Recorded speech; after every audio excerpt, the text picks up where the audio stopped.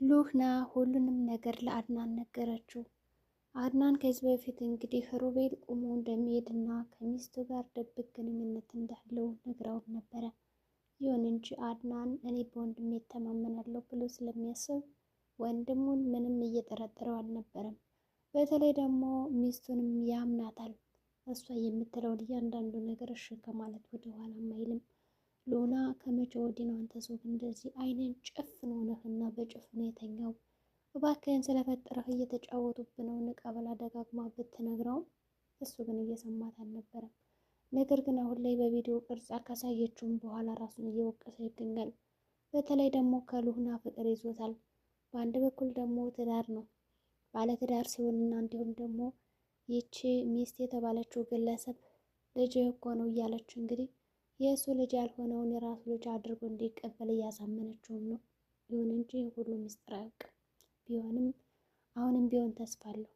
ምናልባትም ትዳሬ የተስተካከለ ሊሆን ይችላል፣ ከዚህ በኋላ የልጅ አባት ነኝ የምሆነውን በማለት ኑሮውንና ስራውንም እየሰራ ይገኛል። እሱ እዚህ ጋር ትዳሩንና ኑሮውን ለማቃናት ደፋ ቀና ሲል፣ ወንድሙ ደግሞ የእሱን ኑሮ ለማጨለም ደፋ ቀና እያለ ይገኛል። ሮቤል እንግዲህ ከአንድ እናትና አባት የተወለደም አይመስልም።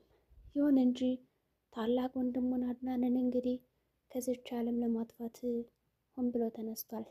ሚስቱንም ሀብቱንም አጠቃላይ የአድናን የተባለ ነገር መውረስ እና መውረስ ነው የሚፈልገው። ይህንም አሳክቶታል። በመጀመሪያ ደረጃ ያደረገው ምንድን ነው? ሚስቱን መውረስ ነበረ። ከሚስቱ ጋር አብሮት ተኝቷል፣ እንዲሁም ማስረግዟል። ከዛ በተጨማሪ ደግሞ አግብታት እየኖረ ነው። አሁን ላይ አድናን ሚስት አለ ብሎ ያወራል እንጂ የሚስትነቱ ዝም ብሎ ባዶ ወረቀት ላይ ነው እንጂ ህጋዊ ነገር አይደለም።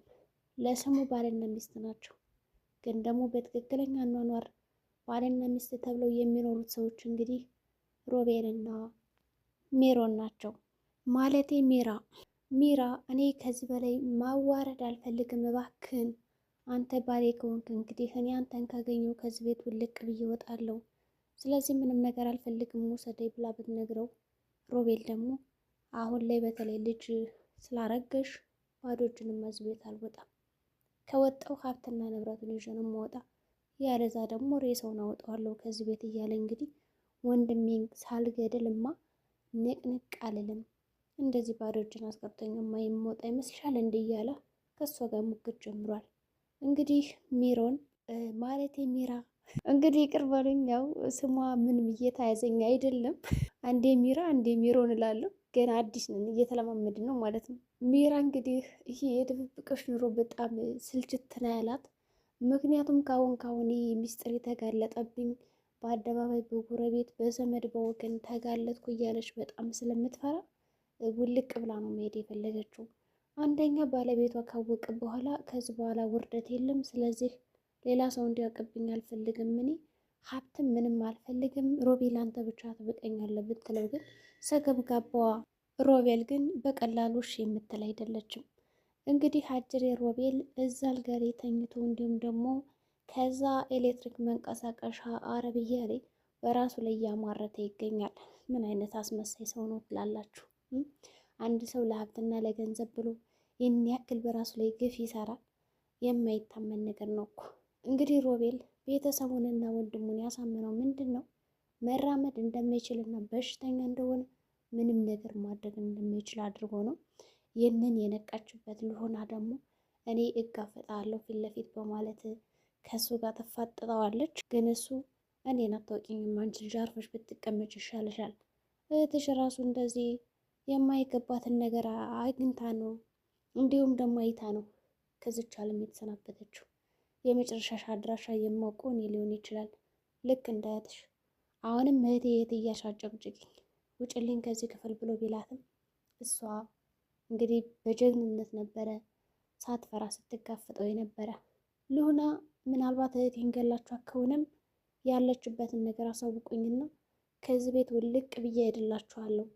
ከእናንተ ምንም ነገር የምፈልገው ነገር የለም፣ ግን እህቴንና እህቴን እፈልጋለሁ አለቻቸው። ይሁን እንጂ አጅሬ ደግሞ ሮቤል አላውቅም በማለት ሸምጥጧታል። እሷ ግን በእርግጠኝነት እህቷ የት እንዳለችና ምን እንዳደረጓት ገምታለች። ገለው እንደቀበሯትም እንግዲህ ያውቃለች። አሁን እህቷ የት ቦታ እንደቀበሯትና የት ውስጥ ወርውረው እንደጣሏት እየፈለገች ነው ያለችው። ሲም ካርድ አግኝታለች። ምናልባት ያ ሲም ካርድም እንግዲህ ከትክክለኛ ገዳይዋ ጋር ያገናኛትም ይሆናል።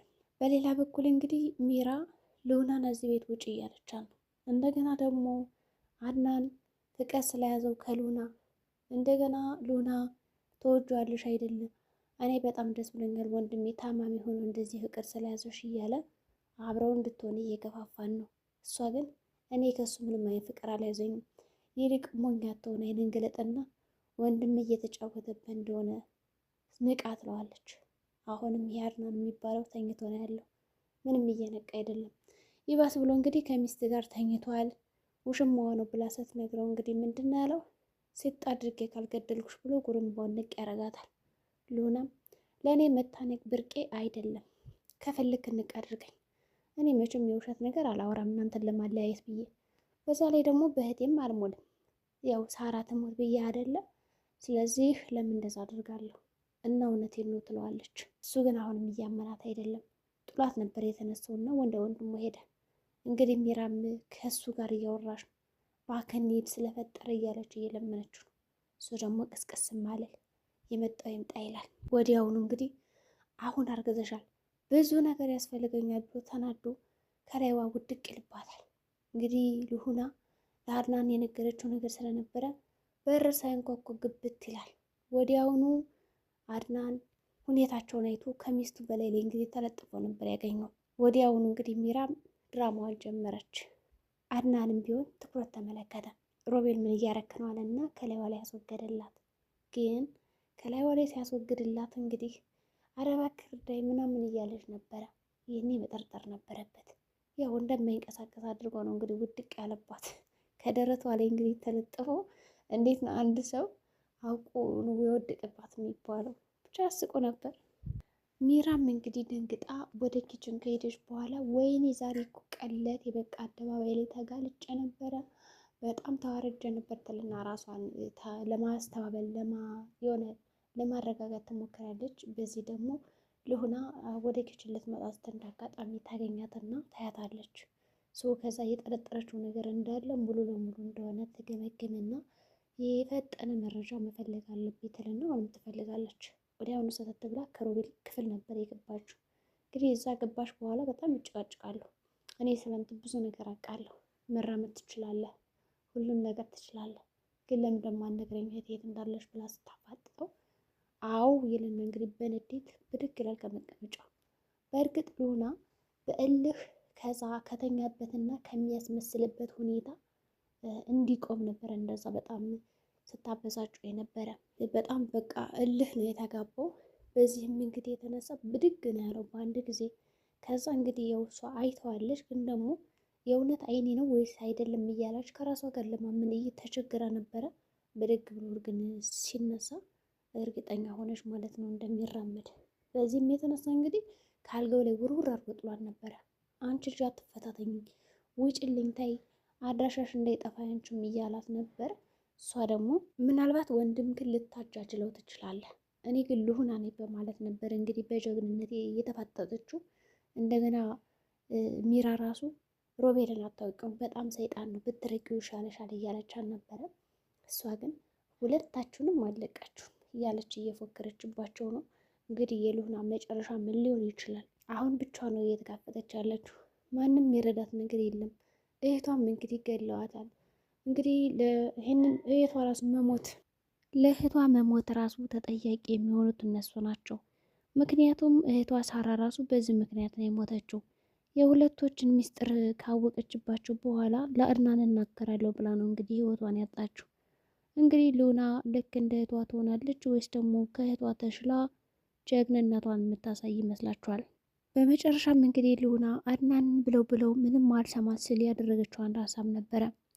የእሷን ቦርሳ በመሰብሰብ እንግዲህ ምናልባት ይጠቅመኛል ብላ ያገኘችውን ማስረጃ እንዲሁም ደግሞ መረጃዎችን ሰብስባ አምጥታለት ነበረ። የመጀመሪያው መረጃ እንግዲህ የነበረው የእጅ ጽሑፏ ነው። ይህንን የእጅ ጽሑፍ ተመልከተው፣ ወንድምህ ደህና ነው ያስመሰለ ነው እንጂ አታመምም ትለዋለች። አንቺ ልጅ ምንድን ድረስ ተፈታተንሽ? ወንድሜ ስለምትወጂው ነው አውቃለሁ፣ ፍቅር ነው ይላታል። በሌላ በኩል እንግዲህ ሉናና ሚራ በጣም ተፋጠው ነበረ። እንግዲህ ሚራ በጣም አንቺ ሚስጥር አውቃለሁ ትላታለች። ሉና ደግሞ አይመለከተኝም፣ እኔ የምታውቅ ሚስጥር ለራስሽ ደብቀሽ ያዥው፣ እኔ እንደውም ጊዜን አላቃጥልም ብላ ንቃት ነው እንግዲህ እዛ ክፍል የወጣችው። እንግዲህ ሉናም ያንን ወረቀት ለአድናን ካሳየችው በኋላ አድናንም ወዲያውኑ ወደ ሆስፒታል ወስዶ ያስመረምረዋል። ካስመረምረው በኋላ ቁሞ እንደሚሄድ ይነገረዋል። ከዛ እንግዲህ ሉና በጣም ይቅር በይኝ ተጸጽቻለሁ ብሎ እግራ ስር ወድቆ እንግዲህ ይቅርታ እየጠየቃን ነበረ። የዛሬ ቪዲዮአችን ይህን ይመስላል። በቀጣይ ቪዲዮ እስከምንገናኝ መልካም ጊዜ ይሆንላችሁ። ላይክ እና ሸር ሰብስክራይብ በማድረግ ይህንን ቻናል ይቀላቀሉ ላለሁ። ቆይ ለምንድነው ላይክ ስር የማታደርጉት? እኔ ስለማልን ነው እንዴ? አረ ግፍ ነው ግፍ ነው።